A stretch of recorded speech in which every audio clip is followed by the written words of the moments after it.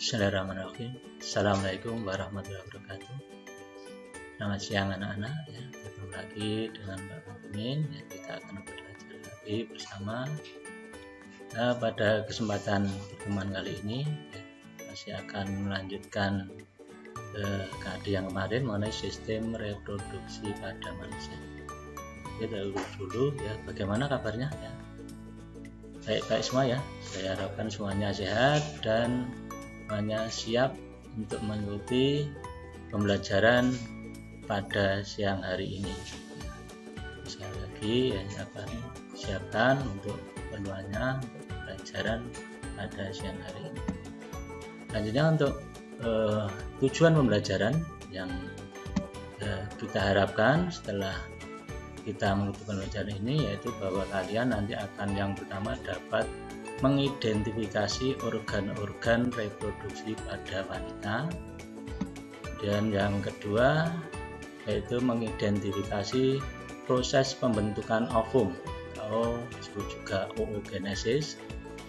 Yang ketiga adalah mendeskripsikan proses menstruasi dan fertilisasi, dan yang keempat kalian akan dapat menjelaskan berbagai macam penyakit pada sistem reproduksi manusia dan upaya pencegahannya. Jadi diharapkan setelah proses pembelajaran ini kalian akan dapat mengetahui keempat hal tersebut. Kita lanjutkan saja untuk pembelajaran yang pertama mengenai organ reproduksi pada wanita. Anak-anak sekalian ya, kalian pada pertemuan yang kemarin Bapak terangkan mengenai proses pembelahan sel ya, pembelahan sel ada dua, meiosis dan meiosis, dan mengenai organ reproduksi pada pria dan spermatogenesis. Sebenarnya dengan pria ya juga pada wanita mempunyai organ reproduksi. Organ reproduksi pada wanita itu dibagi menjadi dua. Yang pertama adalah organ atau alat reproduksi bagian luar yang terdiri dari yang pertama adalah vulva, yang kedua adalah labium. Vulva itu adalah celah yang berada di paling luar dari organ reproduksi pada wanita. Nah, celah itu nanti di kanan kirinya ya diapit sepasang bibir. Nah, bibir itu disebut labium. Nah, labium itu adalah bibirnya, celahnya disebut vulva. Jadi vulva ini adalah untuk muara nanti pada pengeluaran urin, juga pengeluaran nanti pas menstruasi atau pas melahirkan. Adalah bagian luar dari organ reproduksi pada wanita. Yang kedua adalah organ atau alat reproduksi bagian dalam. Organ reproduksi bagian dalam ini ada 4, yang paling utama ya. Yang pertama adalah ovarium, yang kedua adalah oviduk atau disebut juga tuba falopi atau disebut juga saluran telur. Jadi sama ya, oviduk, tuba falopi, saluran telur. Yang ketiga adalah rahim atau uterus, dan yang keempat adalah vagina. Jadi organ reproduksi dalam ada 4. Untuk memperjelas organ reproduksi wanita ya, yang bagian dalam terutama ya, perhatikan di sini ada gambar. Ya. Jadi kalau organ reproduksi bagian luar kan jelas itu berada di luar. Sekarang yang bagian dalam, tadi ada 4. Yang pertama adalah ovarium. Ovarium adalah organ reproduksi pada wanita yang berfungsi untuk pembentukan sel telur atau ovum. Jadi untuk tempat memproduksi ovum itu adalah ovarium. Kemudian ada oviduk. Oviduk nama lainnya tadi tuba falopi atau saluran telur. Itu adalah tempat terjadinya pembuahan atau fertilisasi. Jadi nanti ovum yang sudah matang atau sudah masak akan keluar yang disebut dengan ovulasi, berjalan menuju oviduk. Jadi oviduk bila di situ bertemu dengan sel sperma terjadi fertilisasi atau pembuahan. Setelah terjadi pembuahan nanti ya akan terbentuk zigot. Zigot akan berkembang dengan membelah diri ya, sel-selnya berkembang jadi embrio dan bergeser ke uterus. Nah, ke uterus. Uterus adalah di sini adalah tempat ya berfungsi untuk perkembangan embrio. Ya. Jadi rahim atau uterus itu fungsinya untuk perkembangbiakan embrio atau janin. Nah, di situ ada endometrium. Endometrium adalah bagian dinding rahim. Ya, dinding rahim itu disebut endometrium. Dan situ ada serviks. Serviks itu adalah mulut rahim. Ya, mulut rahim itu serviks. Dan terakhir adalah vagina. Vagina adalah berfungsi untuk tempat jalan untuk memasukkan sperma ya, dan jalan keluarnya bayi bila melahirkan. Itu adalah ya organ reproduksi pada wanita ya, yang utama ada 4 tadi, ya ulangi, yang pertama adalah ovarium, yang kedua oviduk atau tuba fallopi atau juga saluran telur, yang ketiga rahim atau uterus, dan yang keempat adalah vagina. Ya. Selanjutnya, ya, kita bahas mengenai oogenesis.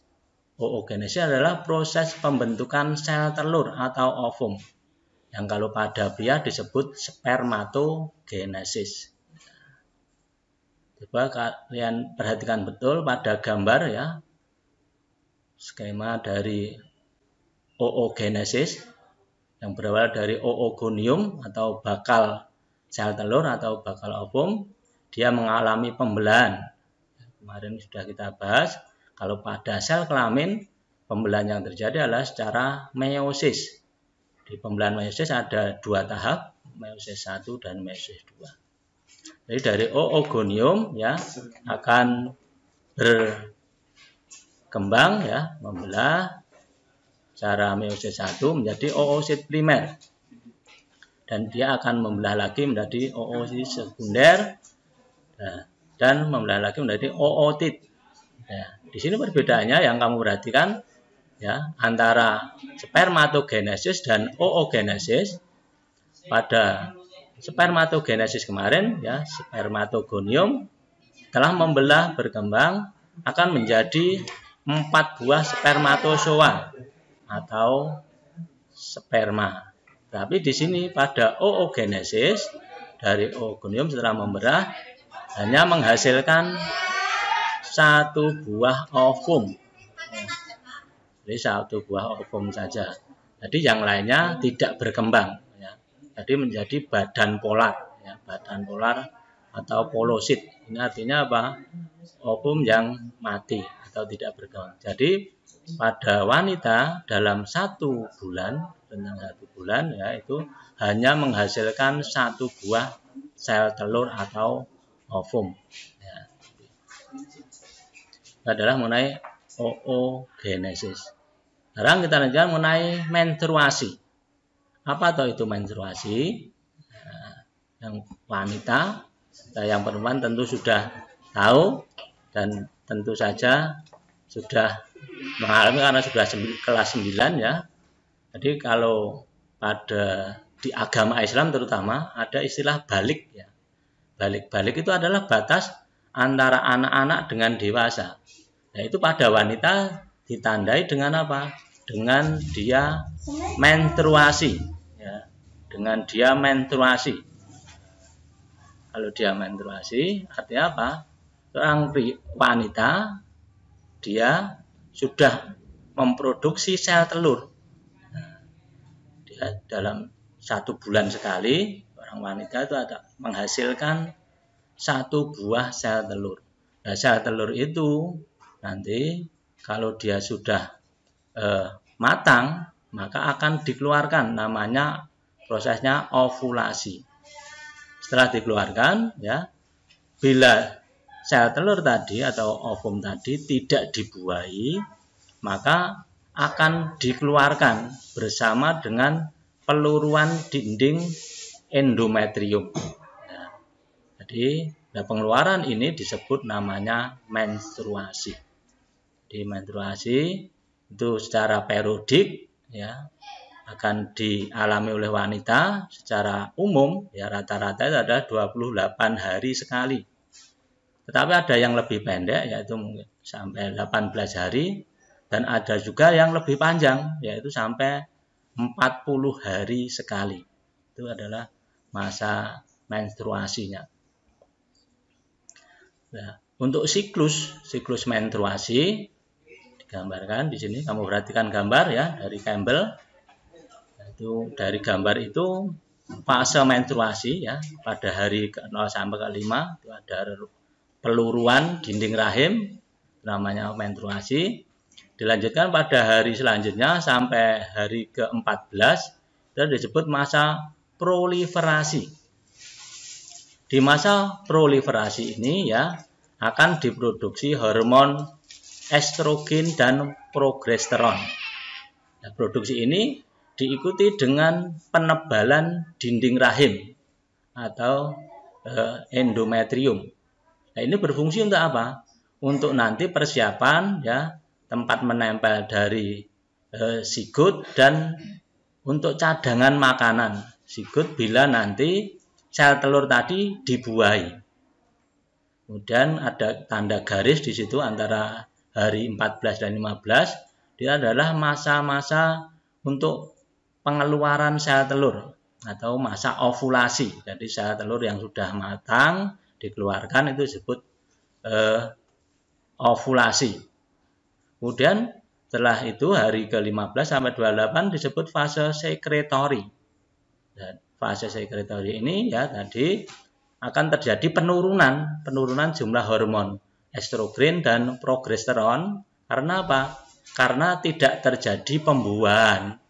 Jadi kalau sel telur tidak dibuahi, hormon estrogen dan progesteron untuk produksinya dihentikan. Dan pada dinding rahim akan pecah dan meluruh. Nah, akan keluar bersama sel telur yang tidak dibuahi tadi. Ya tadi yang disebut dengan nama menstruasi. Ini adalah siklus menstruasinya. Ya. Anak-anak sekalian ya, tadi ya Bapak jelaskan mengenai dari organ reproduksi wanita sampai siklus menstruasi. Kemudian mengenai sel kelamin disebut juga gamet.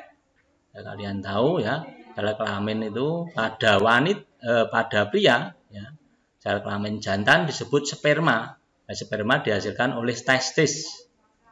Dan untuk wanita, sel kelamin betina disebut ovum atau sel telur dihasilkan oleh ovarium. Perbandingan antara sperma dan ovarium kalian lebih jelas ya. Perhatikan dari bentuknya saja ya. Kalau sperma itu seperti berudu, kalau ovum bulat, ukurannya sperma kecil-kecil, kalau ovum besar, untuk jumlahnya sperma sangat banyak, jutaan itu ya dalam sperma ya. Tuh. Kemudian untuk ovum itu hanya satu dan gerakannya kalau sperma aktif. Dia nanti ya akan berenang, berebut untuk menuju ovum. Jadi yang paling kuat, yang paling bagus staminanya, yang paling prima akan mencapai ovum. Dan kalau ovum itu ada sifatnya pasif saja menunggu. Nah, ada perbandingan antara sperma dan ovum. Kemudian mengenai pembuahan atau fertilisasi. Pembuahan atau fertilisasi. Apa itu pembuahan atau fertilisasi? Jadi pembuahan adalah merupakan peleburan antara sel kelamin jantan atau sperma dan sel kelamin betina atau ovum atau juga disebut sel telur. Nah, pembuahan ini terjadi di oviduk atau tuba falopi atau di saluran telur. Dan hasil dari pembuahan adalah zigot atau calon individu baru. Jadi, lagi ya tadi ovum yang sudah masak akan keluar, itu peristiwanya disebut ovulasi, menuju oviduct atau tuba Fallopi atau saluran telur. Ya, kalau di situ ada sperma yang sudah mencapai ke situ, tuba Fallopi atau oviduct, terjadi pembuahan atau fertilisasi. Hasilnya adalah zigot. Nah, zigot ini akan berkembang menjadi embrio. Dia membelah terus ya, sel-selnya menjadi embrio dan nanti akan bergeser, dia akan menempel di rahim atau dinding rahim. Nah, itu adalah mengenai fertilisasi ya. Untuk prosesnya, proses fertilisasi, nah ini jadi dari ovarium tadi ya akan mengeluarkan sel telur atau ovum yang sudah masak menuju ke oviduct, lalu dibuahi ya tadi, dibuahi oleh sperma dan dia akan menjadi zigot dan berkembang dan dia akan menempel di dinding rahim atau endometrium dan berkembang di dalam rahim itu. Dan secara lebih jelas ya, ini proses pembuahan satu persatu dari pertama masuk sperma masuk lewat vagina ya. Jadi sperma ini yang jumlahnya jutaan ya, dia berebut tadi menyeberang terus dan masuk ke tuba Fallopi. Di sperma yang paling kuat, paling bagus kualitasnya, dia yang dapat mencapai situ. Dan pada waktu itu juga sel telur yang telah masak akan keluar dari ovarium yang disebut ovulasi. Nah, antara sperma dan sel telur itu akan melebur bertemu menjadi zigot di oviduct atau di tuba Fallopi. Di zigot tadi akan tumbuh dan berkembang di dalam rahim ya, menjadi embrio dan kemudian menjadi janin. Nah, janin atau bayi nanti setelah kurun waktu ya, rata-rata itu 9 bulan 10 hari dia akan keluar melalui vagina. Itu adalah proses pembuahan sampai melahirkan. Nah, tetapi bagaimana jika ovum tidak dibuahi? Nah, jika ovum itu tidak dibuahi, maka sperma akan mati dan dikeluarkan tadi terjadilah menstruasi. Nah, adalah mengenai pembuahan atau fertilisasi. Selanjutnya adalah proses embrio di dalam kandungan. Nah, tapi sebelum kita melanjutkan itu, Bapak lanjutkan. Coba misalnya saya tanya, ya Bapak tanya kepada kalian, bagaimana terjadinya kalau kita mungkin sering melihat ada orang-orang yang mempunyai bayi yang kembar. Nah, bagaimana itu prosesnya? Nah, jadi terjadinya kalau ada seseorang mempunyai putra atau putri yang kembar itu ada dua jenis. Yang pertama, dalam 1 bulan itu wanita itu kan mengeluarkan 1 buah ovum atau sel telur. Nah, tetapi ada kasus yang lain, ada orang itu mengeluarkan lebih, misalnya 2 sel telur. Ya, kalau 2 sel telur itu dibuahi semua, maka semuanya berkembang menjadi zigot. Nah, nanti akan menjadi kembar tadi. Tetapi kembar di sini nanti keduanya berbeda, wajahnya berbeda dan mungkin jenis kelaminnya juga berbeda. Jadi seperti kakak beradik saja gitu. Cuma dia kembar. Disebut kembar yang disebut sebagai disigot ya, kembar disigot. Tetapi kalau seorang wanita mengeluarkan 1 buah sel telur atau ovum dan dibuahi oleh 1 sperma, tetapi dalam pembelahannya dia berkembang menjadi 2 atau lebih janin. Nah, jadi ini yang disebut kembar monozigot. Kalau kembar monozigot ini dari wajahnya juga sama persis, kita sulit membedakan, dan juga jenis kelaminnya biasanya juga sama. Tetapi ada kejadian lain, mungkin Kalian mungkin pernah dengar yang disebut kembar siam. Bagaimana kembar siam itu? Jadi kalau kembar siam itu adalah sebelumnya termasuk kembar yang monosigot, tetapi dalam proses pembelahannya tidak sempurna. Jadi karena pembelahannya tidak sempurna, maka ada bagian-bagian tubuh dari kedua janin itu akan menempel, dempet, baik itu bagian fisik atau mungkin bagian organ-organ dalamnya. Nah, itu mengenai ya kembar ya. Jadi penjelasannya supaya saya harap kalian juga tahu semuanya. Dan kita lanjut saja mengenai embrio di dalam kandungan. Nah, embrio di dalam kandungan ya, ini kamu perhatikan di dalam gambar ya. Dalam kandungan itu ada amnion, ya, kemudian plasenta, dan juga di sini adalah tali pusat dan ada janinnya. Amnion ya, ini amnion itu adalah cairan ketuban. Nah, jadi cairan ketuban itu disebut amnion. Jadi embrio. Fungsi dari cairan ketuban itu sangat banyak. Yang pertama adalah melindungi janin, ya, melindungi janin atau bayi dari goncangan. Dari goncangan. Karena di dalam cairan itu tergoncang-goncang, gesekan-gesekan tidak masalah. Nah, itu fungsi adalah cairan ketuban. Yang kedua adalah menyediakan cairan dan nutrisi bagi janin.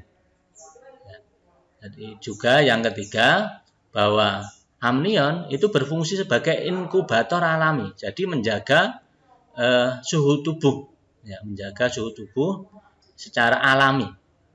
Dan yang keempat adalah bahwa cairan amnion itu sangat membantu dalam proses melahirkan. Ini kaitannya dengan gaya dorong dan gaya gesek ya dari anak-anak. Lalu kalau kalian mengeluarkan suatu benda, kalau bendanya licin kira-kira lebih mudah atau lebih sulit? Nah, tentu akan lebih mudah kan. Jadi karena dengan adanya cairan ketuban ini menjadi lebih licin, lebih mudah. Maka ada kasus-kasus tertentu orang itu yang sebelum melahirkan ya ada ibu-ibu yang cairan ketubannya sudah bocor dulu. Nah, ini biasanya bahaya. Karena apa? Ada beberapa hal yang diakibatkan nanti. Bisa yang pertama itu bisa meracuni bayinya, atau yang kedua kalau sampai habis nanti dalam pengeluaran atau proses melahirkannya akan menjadi bermasalah. Ya, ini adalah mengenai amnion atau cairan ketuban. Dan embrio itu akan mendapat atau janin mendapat makanan dan oksigen itu dari plasenta melalui tali pusat atau tali ari. Itu mengenai perkembangan embrio di dalam rahim. Ya, kalau ini secara umum ya tahap perkembangan embrio dalam rahim. Mulai hari yang pertama terjadinya pembuahan atau fertilisasi sampai minggu yang ke-40 ya pada waktu bayi siap dilahirkan. Ya, dapat kalian amati nanti dipelajari lebih lanjut. Nah, ini mengenai tahap-tahap perkembang biakan embrio dalam rahim. Anak-anak sekalian ya saya sayangi, kita lanjutkan pelajaran pada siang hari ini mengenai penyakit-penyakit pada sistem reproduksi manusia. Jadi sistem reproduksi juga rentan terhadap penyakit ya.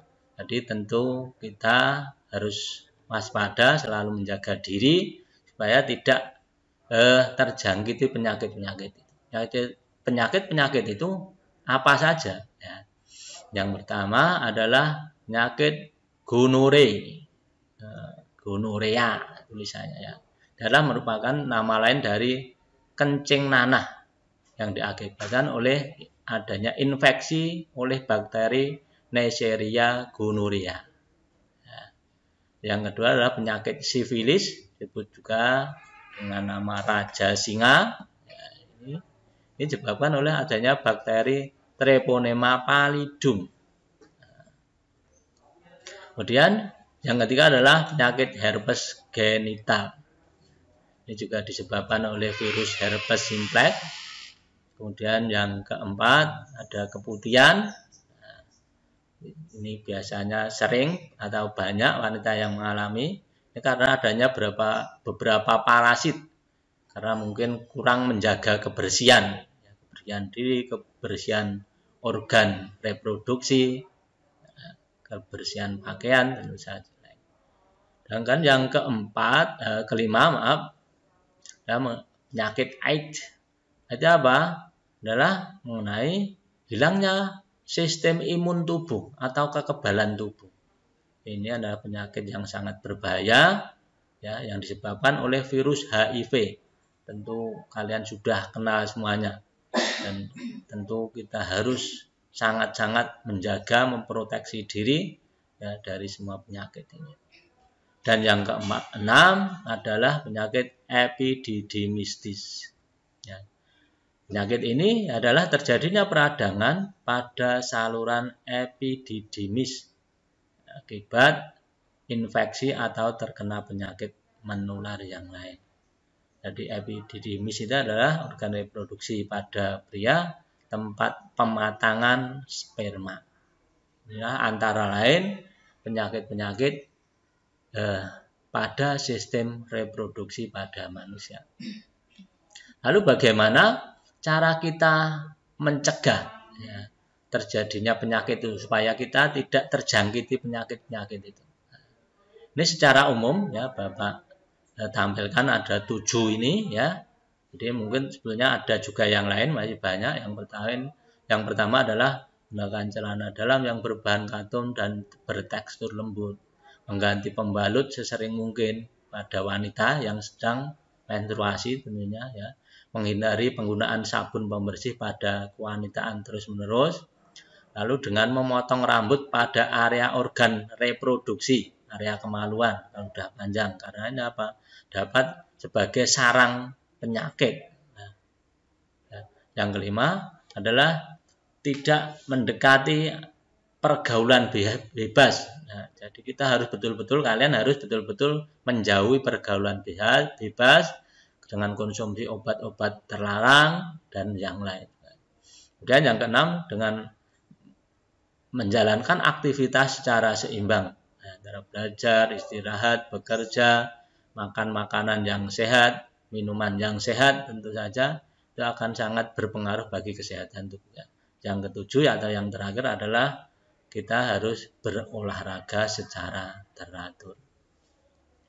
Anak-anak sekalian, ya, ini tadi, ya, kita sudah bahas semuanya mengenai mulai dari organ reproduksi pada wanita, kemudian mengenai oogenesis, proses menstruasi, fertilisasi, sampai penyakit dan cara pencegahannya pada organ reproduksi manusia. Bapak harapkan kalian dengan penjelasan tadi menjadi lebih jelas, dapat menangkap yang Bapak sampaikan dengan baik. Kalau nanti ada yang kurang jelas, ya, bisa ditanyakan, atau kalian juga bisa browsing di internet atau belajar di sumber-sumber pembelajaran yang lain yang sangat banyak. Dan di akhir pertemuan kali ini, seperti biasa, di sini Bapak sampaikan tagihannya. Di sini ada gambar organ reproduksi pada wanita, dan nanti kalian diskusikan dengan teman. Nah, jadi kamu isikan nama-nama organ reproduksi dan fungsinya. Jadi nanti gambarnya tidak usah digambar lagi, cukup kamu tuliskan nama-nama organnya dan fungsinya apa di dalam buku tugas. Anak-anak, jadi diharapkan dengan pembelajaran kita yang sudah 2 kali ini untuk sistem reproduksi pada manusia sudah selesai. Nanti tentu saja pertemuan selanjutnya akan Bapak adakan evaluasi. Jadi disiapkan, dipelajari dengan baik materi ini. Jadi semoga sukses untuk kalian. Diharapkan sekali lagi saya ucapkan terima kasih. Selalu jaga kesehatan, ya, jaga untuk pola makan, pola keseharian, dan jangan lupa belajar dengan teratur dan semangat. selalu sukses untuk kalian semua. Akhirul kalam, wassalamualaikum warahmatullahi wabarakatuh.